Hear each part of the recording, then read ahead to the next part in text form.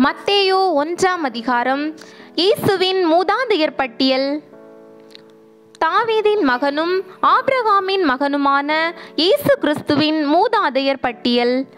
ஆபிரகாமின் மகன் ஈசாக்கு, ஈசாக்கின் மகன் யாக்கோப்பு, யாக்கோப்பின் புதல்வர்கள் யூதாவும் அவர் சகோதரர்களும். யூதாவுக்கும் தாமாருக்கும் பிறந்த புதல்வர்கள் பெரேட்சும் செராகும்.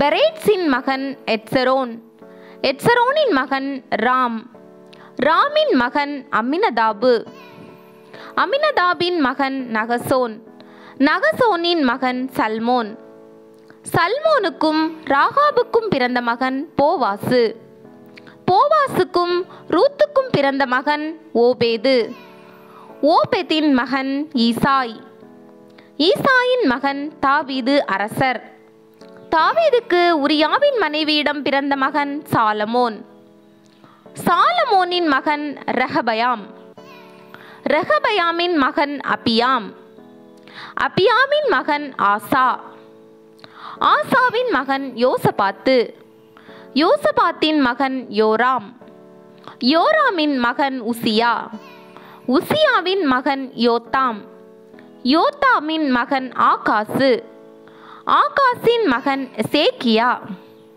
எசேக்கியாவின் மகன் மனாசே, மனாசேயின் மகன் ஆமோன், ஆமோனின் மகன் யோசியா, யோசியாவின் புதல்வர்கள் எக்கோனியாவும் அவர் சகோதரர்களும். இவர்கள் காலத்தில்தான் யூதர்கள் பாபிலோனுக்கு சிறைப்பிடித்து செல்லப்பட்டார்கள்.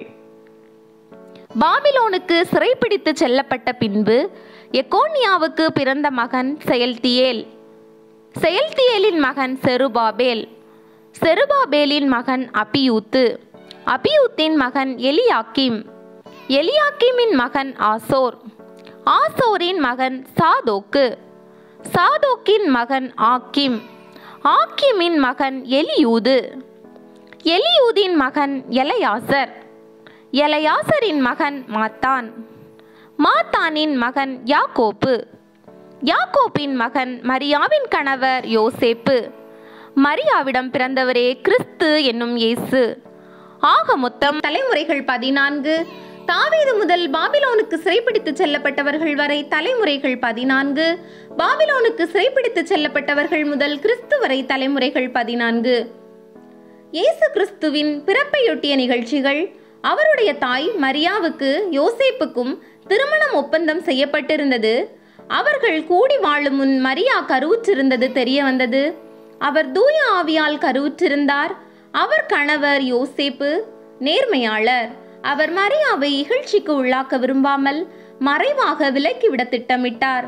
அவர் இவ்வாறு சிந்தித்து கொண்டு இருக்கும்போது ஆண்டவரின் தூதர் அவருக்கு கனவில் தோன்றி, யோசேப்பே, தாவீதின் மகனே, உம் மனைவி மரியாவை ஏற்றுக்கொள்ள அஞ்ச வேண்டாம். ஏனெனில் அவர் கருவுற்றிருப்பது தூய ஆவியால் தான். அவர் ஒரு மகனை பெற்றெடுப்பார். அவருக்கு இயேசு என்று பெயரிடுவீர்.